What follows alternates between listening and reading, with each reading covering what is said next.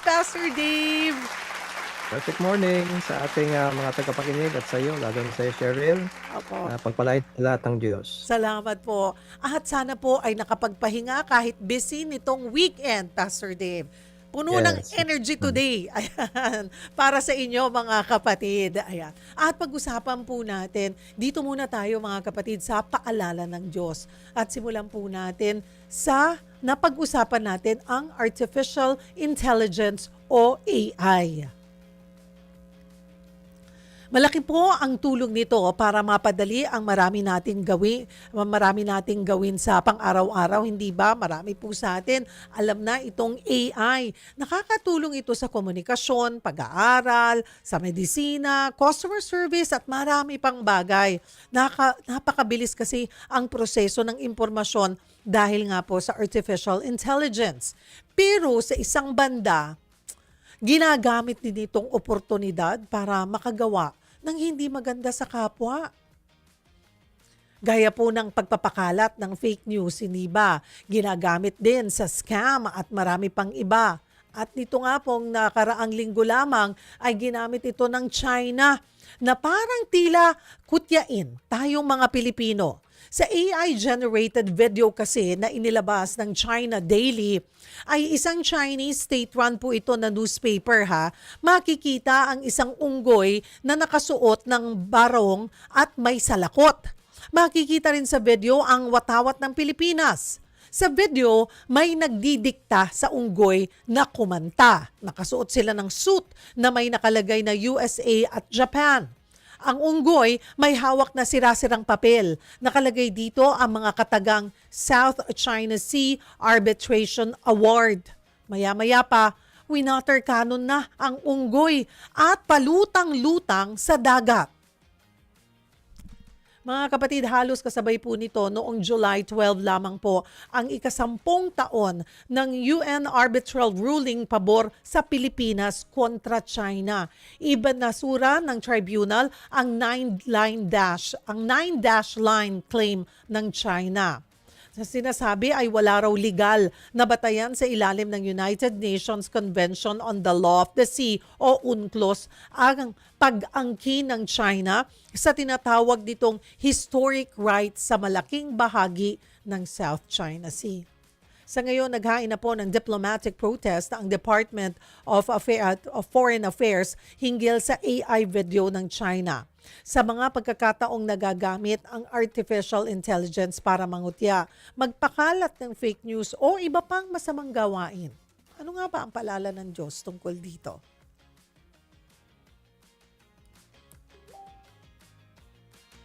At simulan po natin ang discussion with Pastor Dave Magalong. Pastor Dave, maaaring magamit nga po ang teknolohiya gaya nga ng AI sa kabutihan o kasamaan. Pero anong gabay natin para magamit ito ng tama? Katulad rin ng pera na pwedeng magamit sa kabutihan at kasamaan, di tayo dapat labis na umaasa o kumakapit sa anumang bagay o teknolohiya tulad ng AI na nagbibigay sa atin ng pandaman na kapangyarihan dahil sa ating makasalanang kalikasan na maaring magpabaluktot sa paggamit ng mga teknolohiyang ito. Mas mahalaga ang tamang karakter at tamang moralidad kaysa karunungan o anumang kapangyarihan na pinagmamalaki ng tao. Ito ang pagkakaiba ng karunungan o tinatawag nating knowledge or intelligence at ng tinatawag sa Biblia na dunong o wisdom. Ang dunong o wisdom ayon sa Biblia ay karunungan na ginagamit sa kabutihan o ayon sa moral na kalooban ng Diyos. Ito ay makikita natin sa mga kawikaan sa Biblia, chapter 9 verse 10. Dito sinasabi, ang paggalang at pagsunod kay Yahweh ay pasimula ng karunungan, sa English po ay wisdom. Ang pagkakilala sa banal na Diyos ay may dulot na kaalaman. Kaya nga ang karunungan o anumang uri ng kapangyarihan tulad na binibigay ng AI na walang kasamang tamang moralidad o pagsunod sa moral na kalooban ng Diyos ay nagiging kasangkapan ng kasamaan. Sa Biblia, tinatawag ang ganitong baluktot na gamit ng karunungan o kapangyarihan na kamangmangan o kahangalan. Kahit ang mga taong edukado o mataas ang pinag-aralan o tinatawag na mga intelektual, pwedeng makagawa din ng krimen dahil sa maling paggamit ng kanilang karunungan sa magitan ng paggawa ng masama. Ganoon din sa maling paggamit ng AI. Babasa nga natin sa sulat ni Pablo sa mga taga-Roma, chapter 1, verse 21 to 22, sabi rito, kahit na alam nilang may Diyos, siya ay hindi nila pinarangalan bilang Diyos, ni pinasalamatan man lang. Sa halip, naghaka-haka sila ng mga bagay na walang kabuluhan, kaya't nagdilim ang hangal nilang pag-iisip. Sila ay nagmamarunong, ngunit lumitaw na sila ay mga hangal sa mata ng Diyos. Ito ay dahil ginagamit nila ang kanilang karunungan sa paggawa ng kasamaan. At ano po ang itinuturo dito, Pastor Dave? Ano ang itinuturo ng salita ng Panginoon tungkol sa paggamit natin ng ating kaalaman at kakayahan dito nga sa makabagong teknolohiya?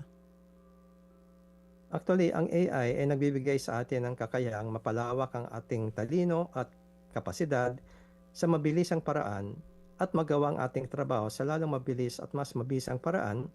Kaya malaki ang tulong nito sa ating isang henerasyon tulad natin na mabilis ang takbo ng buhay. Pero hindi ito dapat maging kapalit ng sarili nating pag-iisip at pagsusuri. At kailangan ay pinapatnubayan ito ng dunong o tamang mga moral na paninindigan at pagdedesisyon na ayon sa mga tuntunin ng Diyos na nahayag sa kanyang mga salita ang Biblia. Ang karunungan ay pinakaloob niya sa tao upang maging kasangkapan ng ating pagpapakita ng ating pag-ibig sa ating kapwa, sa ating paghangad ng mapagsilbihan ang kanilang mga pangailangan at itaguyod ang kanilang kapakanan sa magitan ng teknolohiyang ito. Babasa natin sa sulat ni Santiago, chapter 3, verse 13. Sabi rito, sino sa inyo ang marunong at nakakaunawa? Salitang marunong dyan sa English po ay wisdom o wise. Ipakita nyo ito sa pamagitan ng wastong pamumuhay o wastong pag-uugali na bunga ng kapakumbabaan at karunungan, yung totoong wisdom. Sabi naman sa sulat ni Pablo sa mga taga-Korinto, chapter 8, verse 1, ang kaalaman ay nagtutulak sa tao na maging mapagmataas, no? So, balit ang pag-ibig ay nakapagpapatatag sa kapwa. So, ano mas mahalaga, karunungan o ang pagmamahal sa kapwa? At yung sabi nga po sa sulat ni Pablo sa mga unang sulat niya sa mga taga-Korinto, chapter 13, verse 2. Ito, napakalinaw nito, Cheryl. Kung ako man ay may kakayahang umunawa sa lahat ng hiwaga, kung nasa akin man ang lahat na kaalaman, ngunit wala naman akong pag-ibig, wala akong kabuluhan. Amen. At dito nga po sa panahon ng mabilis na pagbabago ng teknolohiya at maraming pumapasok na impormasyon, paano po kaya tayo mananatili sa katotohanan sa salita ng Diyos, na nakatuntong tayo sa salita ng Diyos? Magandang tanong yan, no? Kasi darating ang panahon na magiging mas mapanganib ang ating buhay sa mundong ito dahil sa sobrang paglaganap ng mga mapaglinlang na mga balita o mga pinapakitang mga AI na mga videos, no? Kaya may warning tayo sa sulat ni Pablo, pangalawang sulat niya sa Thessalonica, chapter 2, verse 9 and 10. Ito yung patungkol sa darating na Antikristo. Sabi rito, gagamitin ng suwail na tao, tumutukoy sa Antikristo, ang lahat ng uri ng pandaraya sa mga taong mapapahamak. Mapapahamak sila dahil ayaw nilang mahalin at tanggapin ang katotohanang makapagliligtas sa kanila. Yun po yung katotohanan na mula sa Diyos na pinakita sa atin sa magitan ng kanyang mga salita at ng Ebanghelyo. Kaya mga tao po madaling malilinlang, no? Lalo nito ng teknolohiyang AI, ito'y gagamitin ng darating na suwail na tao, Antikristo, para linlangin ang mundo dahil aangkin niya na siya ay Diyos.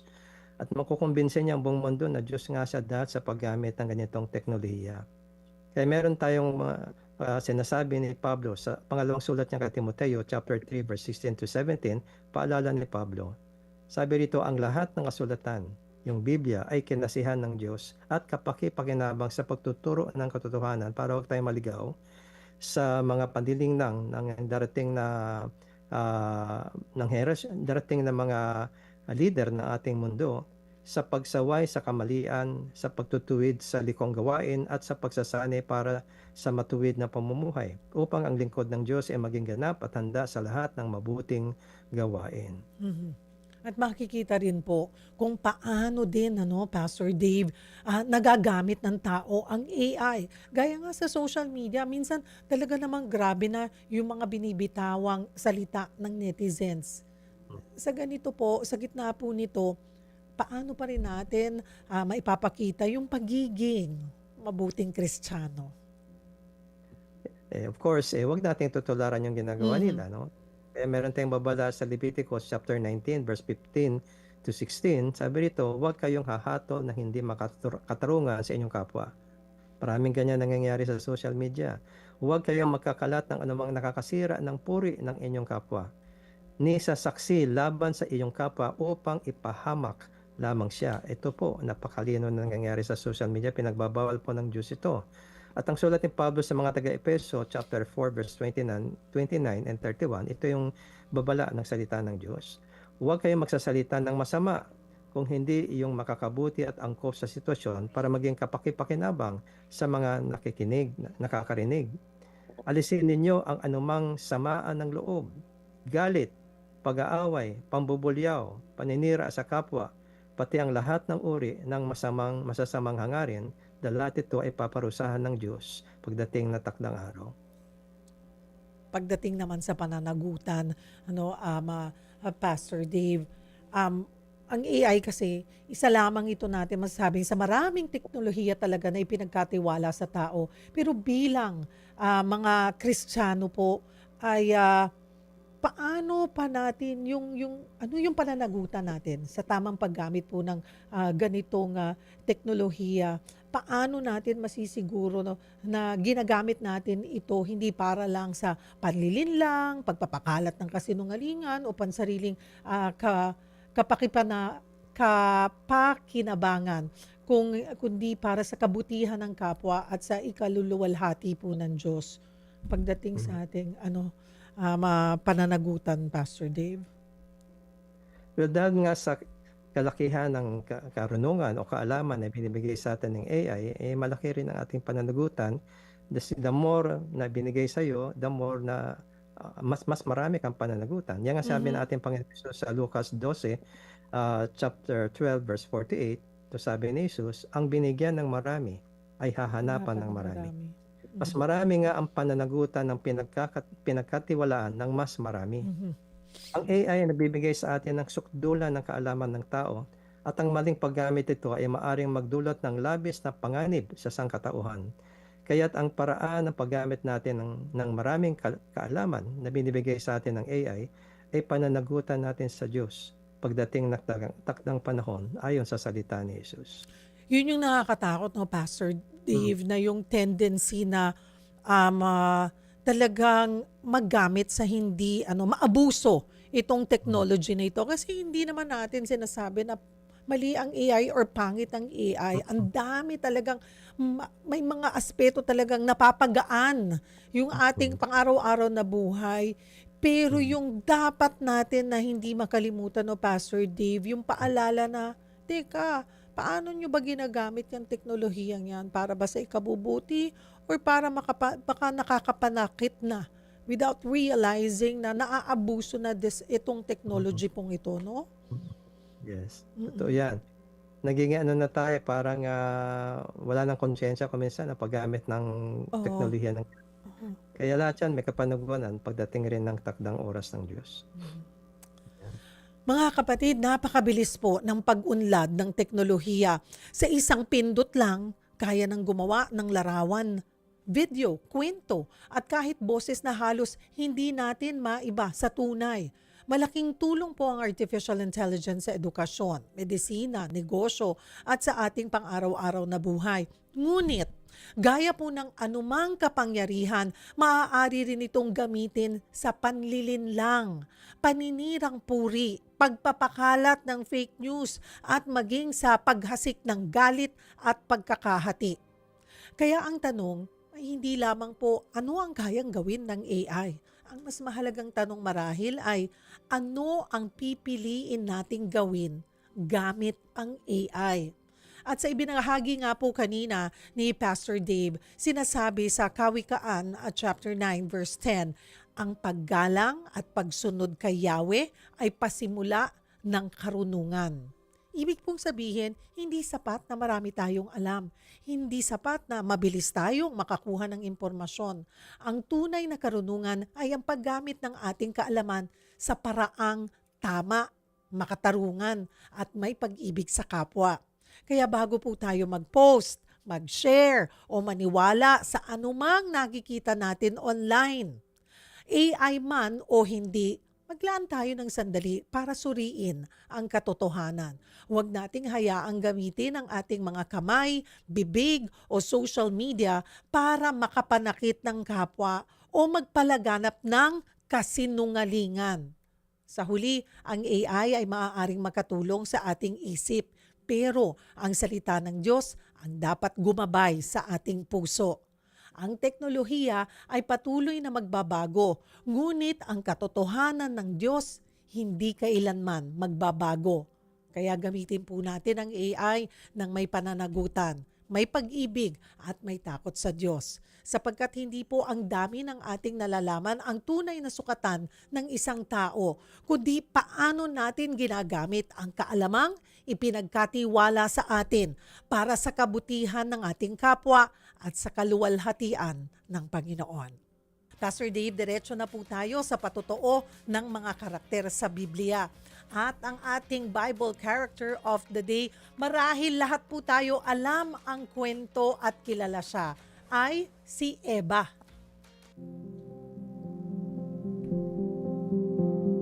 Siya ang unang babaeng nilikha ng Diyos.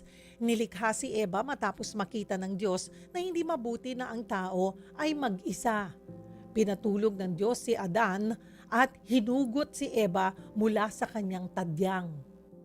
Nanirahan sina Adan at Eva sa hardin ng Eden. Lahat ng bunga ng puno roon ay pwede nilang kainin maliban sa isa. Sabi ng Panginoon, huwag silang kakain mula sa puno ng kaalaman ng mabuti at masama. Mamamatay kasi sila kapag ginawa ito. Pero isang araw, dumating ang isang ahas at kinausap si Eva. Sabi nito, hindi naman sila mamamatay kapag kinain ang bunga ng nasabing puno. At magiging tulad sila ng Diyos na nakakaalam ng mabuti at masama. Ala, natukso si Eva, 'di ba? Sa bunga dahil na rin sa sinabi nga ng ahas na ito. Kaya kinain niya ito. Binigyan din niya si Adan. Pagkatapos nilang kumain, nabuksan na ang kanilang isip. Nakita nilang nakahubad sila, kaya nagtakip ng dahon ng igos. At dahil alam nilang may mali sila, nagtago sila nang marinig nila ang Diyos. Nalaman ng Panginoon ang nangyari kaya't nagpataw ito ng parusa. Sa ahas, isinumpang gagapang ito at magkakaroon ng alitan sa pagitan ng tao. Kay Eva naman, dadanas siya ng matinding sakit sa panganganak. Magiging bahagi na rin ng kanyang buhay ang hirap sa ugnayan ng kanyang asawa. At kay Adan, mahihirapan siyang magtrabaho para makakain. Sa huli, babalik siya sa alabok sa pamamagitan ng kamatayan. Pinaalis ng Diyos sina Eva at Adan sa hardin ng Eden.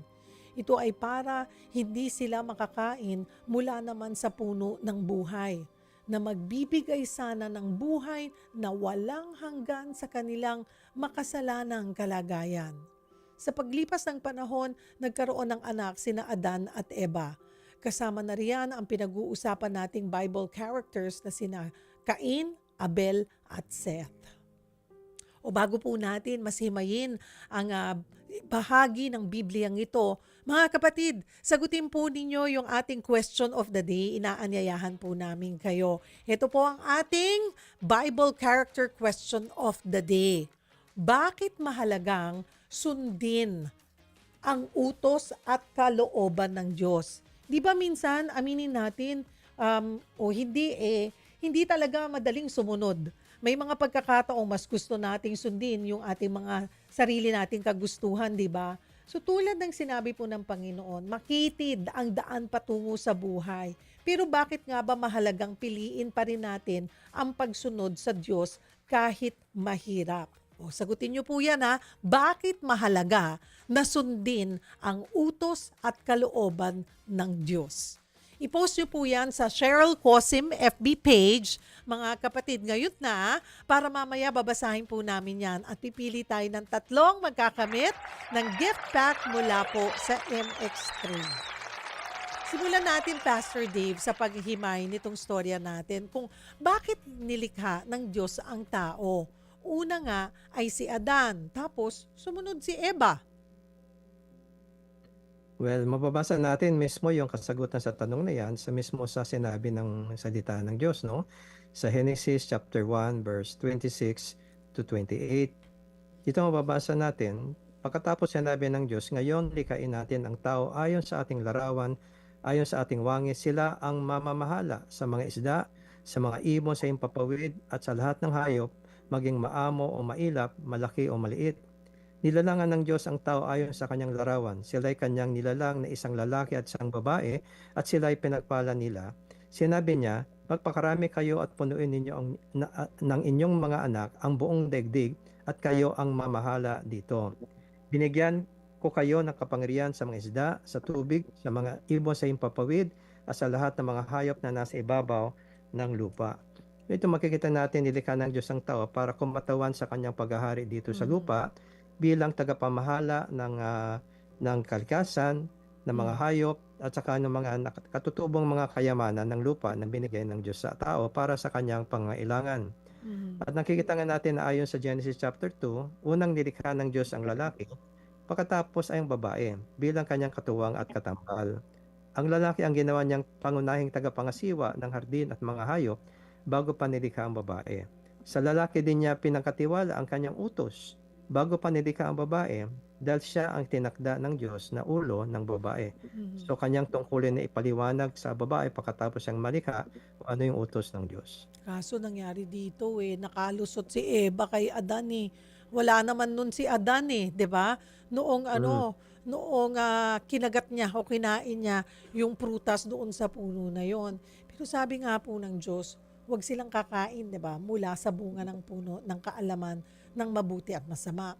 Paano mababago ang buhay nila kapag nalaman ang mabuti at masama? Hindi po ba mas mabuti ito para malaman nila ang ipinagkaiba nga ng dalawa at umiwas sa masama? Actually, para lang i-clarify natin, no? Nung kinain ni Eva yung pinagbawal na bunga, sabi sa Biblia, nandoon kasama niya ang lalaki. Ah, Kasama niya. Kaya oh. si Adan, pinayagan niya. Kaya hindi niya pinakita yung kanyang pagsunod sa Diyos dahil mas pinatulan niya ang kanyang asawa kaysa sumunod sa batas kasi nandun siya eh.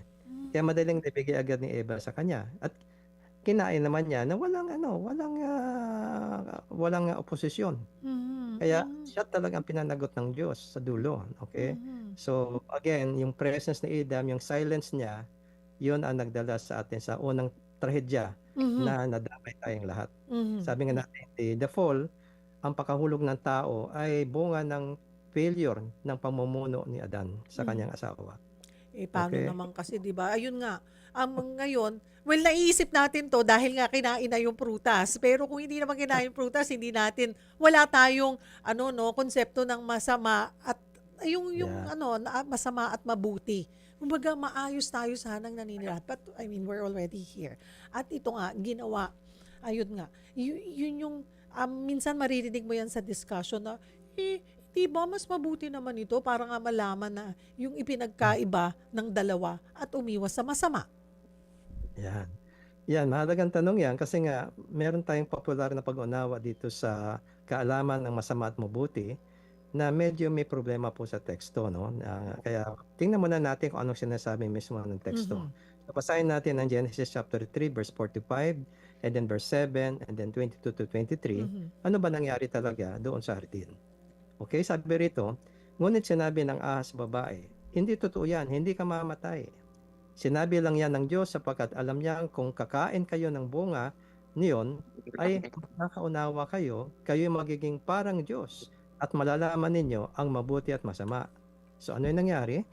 Nagkaroon nga sila ng pakaunawa matapos kumain. Noon nila nalaman sila'y hubad. Ayun yung nalaman nila, no? Sila'y hubad. Kaya kumuha sila ng mga dahon ng igos, pinagtahi-tahi nila ang mga ito at ginawang panakip sa katawan. At ano nangyari pagkatapos? Verse 22. Pagkatapos sinabi ng Panginoong Yahweh, katulad na natin ngayon ang tao, sapagkat alam na niya ang mabuti at masama. Pansinin natin kinumpirma ng Diyos, totoo yung sinabi na magiging parang Diyos sila, magiging katulad sila ng Diyos, naging katulad na nga natin sila, sabi rito ng Diyos, Mhm. na nakakaalam na rin sila ng mabuti at masama. Baka pumunta siya at kumain sa bungang kahoy na nagbibigay buhay at hindi na siya mamatay. Kaya pinalayas niya sa halamanan ng Eden ang tao upang magbungkal ng lupang kanyang pinagmulan doon sa labas. Okay, so Mhm. unawain natin to. Ang puno ng kaalaman ng mabuti at masama ay nakaroon ng iba't ibang interpretasyon. Hmm. Malimit, makasulungat sa buong kasaysayan ng pag-aaral ng Biblia. Isa to sa mga most controversial na teksto na marami pong kanya-kanyang interpretasyon. Ang pinakapopular na pag-unawa nito ay ito ay tumutukoy sa kaalamang moral. Mhm. Tulad nga ng naisip natin, no?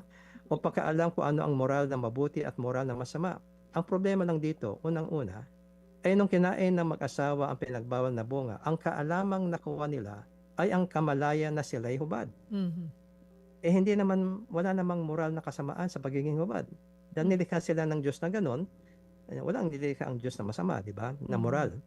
At sabi nga ng teksto, mabuti ang lahat ng nilikha ng Diyos. So yun unang problema. Pangalawa, kung tayo ay nilikha sa larawang ng Diyos na moral, dapat lang na nilalang nga tayo na may ganun ding pagkakilala kung ano ang Mhm. moral na mabuti at masama tulad ng Diyos. Pangatlo, yung utos na binigay ng Diyos sa lalaki sa Ardin kung saan niya pinagbawal ang pagkain ng bunga ng puno ng kaalaman ng mabuti at masama at ang babala ng parusa ng kamatayan kung lalabagin niya ang utos na yon ay malinaw na nagbibigay kaalaman sa lalaki na isang moral na kasamaan ang paglabag sa utos ng Diyos dahil ito ay magdudulot ng hatol ng kamatayan para sa kanya. Mhm. Kahit bago pa kinain ang pinagbawal na bunga, ay marion ng kaalaman ang lalaki kung ano yung moral na mabuti at masama. Alam niya masama kasi mamamatay siya, di ba? So, maaaring may problema yung pangunawang yon. Pero meron Mhm. pang mas angkop na Mhm. pangunawa ng kaalaman ng mabuti at masama na nag-harmonize sa chapter 1 to chapter 3. At ito ay nakabatay sa paraan ng paggamit ng salitang mabuti sa unang kapitulo ng Henesis. Doon, sa halos bawat araw ng 6 na araw na paglikha ng Diyos, ay sinabi ng Diyos na mabuti ang kanyang ginawa ayon sa kanyang pagsusuri. So nakita niya yung ginawa tapos pati yun ay mabuti. 7 beses sinabi yan sa chapter 1. No? Ibig sabihin ay natupad niya ang layunin niya na tugunan ang mga kakulangan sa kanyang nilikha. So naging mabuti kasi natugunan niya yung pangangailangan o kakulangan sa kanyang nilikha. Sa pangalawang kapitulo naman, sinabi ng Henesis, ay sinabi naman ng Diyos, hindi mabuti na nag-iisa ang lalaki. Again, pagsusuri ng Diyos sa kanyang nilikha. Kaya nilikha niyang babae. Malinaw Mhm. na ang Diyos ang naghuhusga kung ano ang mabuti o nararapat Mhm. sa kanyang nilikha at kung ano yung hindi nararapat, tulad ng hindi nararapat na mag-isang lalaki dahil may nakikita siyang kakulangan. Tulad nga sinabi nga, hindi mabuti ang nag-iisang lalaki. Ang salitang masama kasi sa wikang Hebreo ay hindi lamang tumutukoy sa moral na kasamaan, kundi sa kahit anong bagay na hindi angkop, di Mhm. nararapat o may kakulangan. Halimbawa, makikita natin sa Jeremiah chapter 24 verse 3. Ito, basahin natin. At sinabi ng Panginoon sa akin, anong nakikita mo, Jeremiah? Aking sinabi, mga igos. Ang magagandang igos ay napakaganda. Yung salitang maganda dyan, is, yan rin yung salitang Hebreo na sinasali na mabuti doon sa Genesis chapter 2 and 3. No? Ang kaalaman ng mabuti, yan rin ang salitang ginamit sa wikang Hebreo. Ang magandang igos ay magaganda at ang masamang igos ay napakasama. Ibig sabihin ba yung masamang igos, ibig sabihin moral na masama ang igos? Hindi.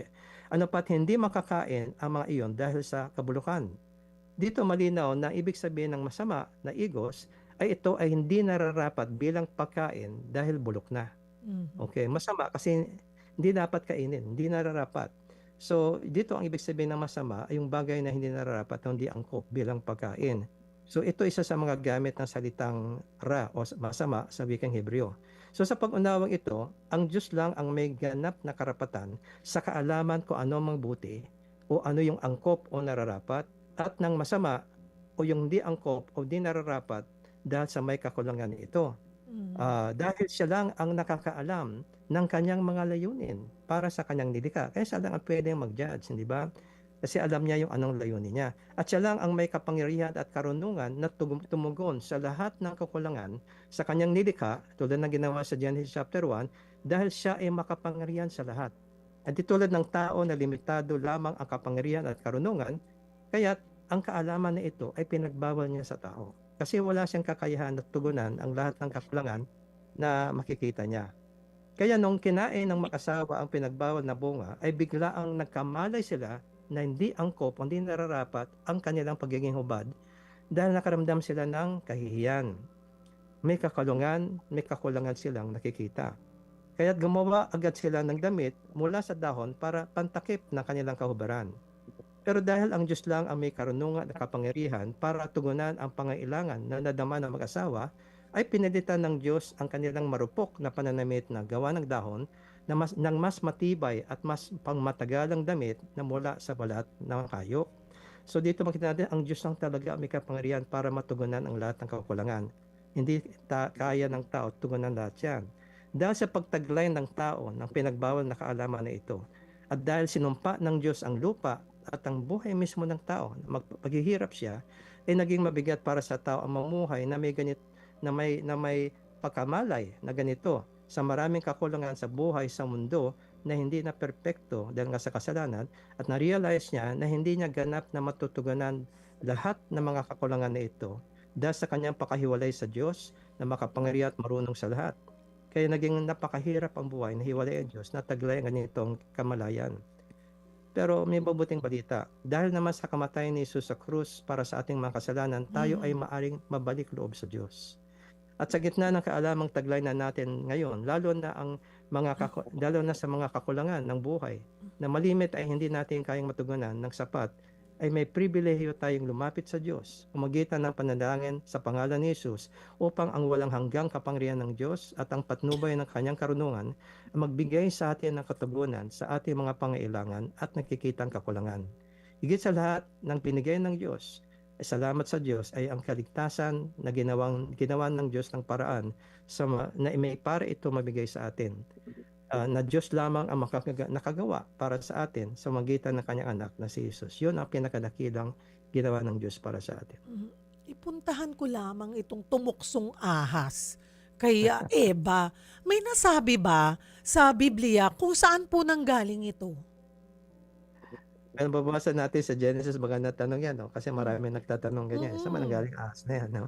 Genesis chapter 1 verse 25, isa to sa mga nilalang ng Diyos, no? Dito po, nilikha ng Diyos ang mailap na hayop sa lupa at ayon sa kanilang uri, at maamong hayop ayon sa kanilang uri, at ang bawat gumagapang sa ibabaw ng lupa ayon sa kanilang uri, kasama ng ahas doon. At nakita ng Diyos na ito ay mabuti. Pero sa pahayag, sa Book of Revelation, pinakahuling aklat ng Biblia, makikita natin ang salitang ito. Itinapon ang napakalaking dragon, ang matandang ahas, na tinatawag na Diablo at Satanas, na nandaraya sa buong sanlibutan. Tinapon siya sa lupa kasama ang lahat ng kanyang mga kampon. So dito makita natin na yung matandang ahas na tumutukoy doon sa ahas sa simula, sa ahas doon sa hardin, ay kumakatawan sa demonyo. Ibig sabihin, ang paniniwala ng ilang mga dalubhasa sa Biblia ay sinapian espiritu ni Satanas itong ahas nito at ginamit ang ahas para mangusap sa babae. At yun na nga, ano yung naging epekto sa sangkatauhan na ginawa ni na Eva at Adan, Pastor Dave? Yun yung pinakamalungkot. Una-una, dahil sa kanilang kahiyan, nakaroon po ng hidwaan ng relasyon nilang dalawa. In fact, no, hinarap sila ng Diyos, pinanagot sila ng Diyos, abay nagtuturoan sila. Yung lalaki sinisi yung babae. Kasi yung babae binigay mo sa akin, binigyan ko eh. Kaya kinain ko. Yung babae naman, tinuro yung ahas. So makita mo, nakaroon na po ng hidwaan, na break na po yung fellowship ng mag-asawa dahil sa kasalanan. At dahil sa kanilang pagsuway sa Diyos, ito ay nagdala ng kamatayan sa buong sangkatauhan. Ito yung mababasa natin sa mga taga-Roma, chapter 5, verse 12. Sabi rito, ang kasalanan ay pumasok sa sanlibutan sa magitan ng isang tao, yung nga si Adan. At ang kamatayan ay pumasok sa pamamagitan ng kasalanan. Dahil dito, lumaganap ang kamatayan sa lahat ng tao sapagkat lahat ay nagkasala. Yung hatol ng Diyos ng kamatayan, damay tayo lahat. At dito nga po, Pastor Dave, bago natin isara itong ating pagtalakay sa nangyari kina Eva at Adan, ano, idugtong natin doon sa nauna nating topic kanina na paalala ng Diyos. Yung puno ng kaalaman sa ating artificial intelligence. May nakikita po ba kayong koneksyon sa dalawa? Well, actually, malaki ang koneksyon, no? So, mayroong actually ilan i-share ko. Number one, ang pangako ng kaalaman tulad ng sa Diyos, yung pagkaalam ng mabuti at masama, ang pinakamatinding panukso ng ahas ay ang pag-access ng nakatago at sukdulang kaalaman. Yung ang sinabi rito, sapagkat alam ng Diyos na kapag kumain kayo nito ay madidilat ang inyong mga mata at kayo yung magiging parang Diyos na nakakaalam ng mabuti at masama. Anong pagkatulad nito sa AI? Ngayon, ang AI ay nagtataglay ng kabuuan ng kaalaman ng tao na may kakayahang sumagot sa halos anumang katanungan sa isang iglap.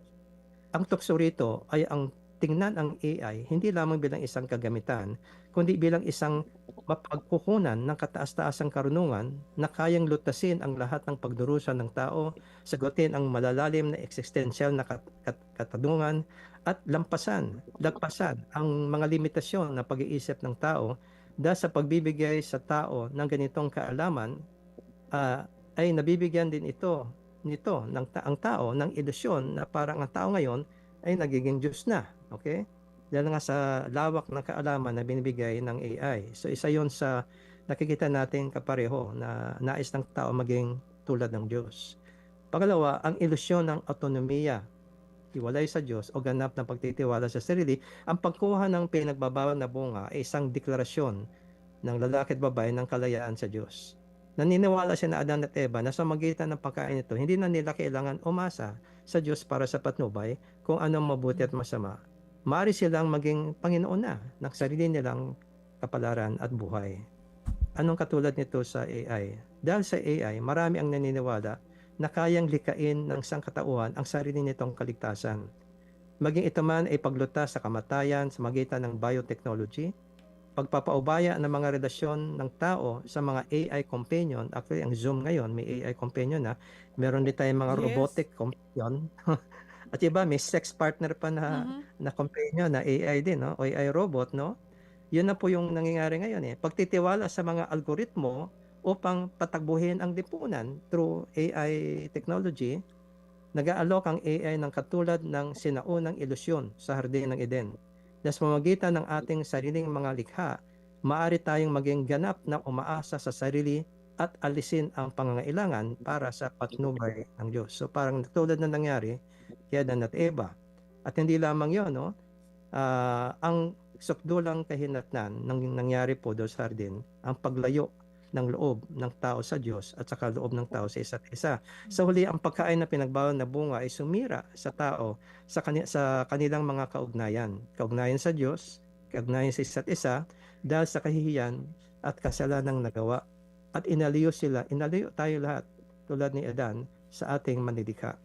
Sa katulad na naparaan din, nagbabala ang mga kritiko at dalubhasa sa etika na ang hindi malusog at walang kontrol na pag-asa sa AI ay may panganib na ilayo tayo sa isa't isa at lalo na sa Diyos na bukal ng totoong karunungan at ng kaligtasan.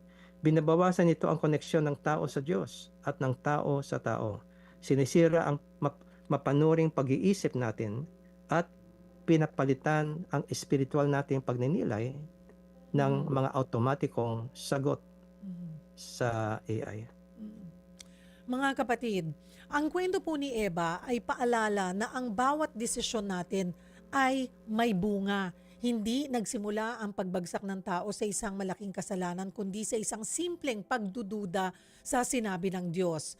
Nang mas paniwalaan ni Eva ang tinig ng ahas kaysa sa salita ng Diyos, ng Panginoon, doon nagsimula ang pagpasok ng kasalanan sa mundo. Marahil marami rin po sa atin ang nakaranas ng ganitong sitwasyon, 'di ba? May mga pagkakataong alam na natin ang tama, ngunit mas pinipili pa rin nating sundin ang sarili nating kagustuhan.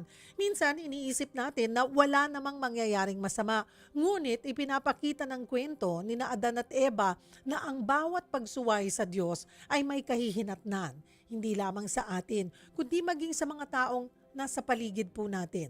Ngunit ang kwento ni Eva ay hindi lamang tungkol sa pagkakamali, ha?